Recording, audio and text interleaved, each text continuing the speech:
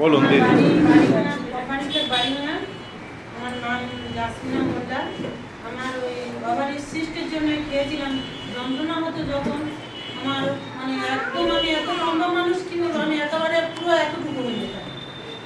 5,000-6,000 টাকা সপ্তাহে মেডিসিন খেতাম, কলকাতায় মেডিকেলে, পিজি, অনেক জায়গায় ডাক্তার দেখিয়েছিলাম। দেখানোর পরে মানে কোনো কিছুতে আমার কমেনি। সব জায়গাতে আমার ঢুকে গেছিলো যে অপারেশন হতে হবে, অপারেশন ছাড়া কোনো গতি নেই।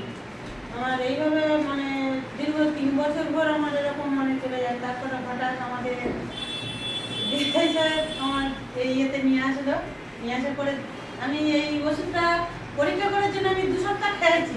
খেয়ে 2 সপ্তাহ খেয়ে 3 দিন খাওয়া বন্ধ দিয়েছি যে দেখি আমার লিভারে যন্ত্রণা রিভাইজ আসে কিনা।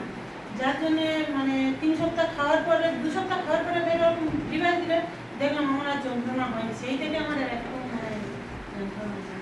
বাহ, ম্যাডামের জন্য কি কি খেয়েছেন নামগুলো মনে আছে? হ্যাঁ? কি কি প্রোডাক্ট খেয়েছেন?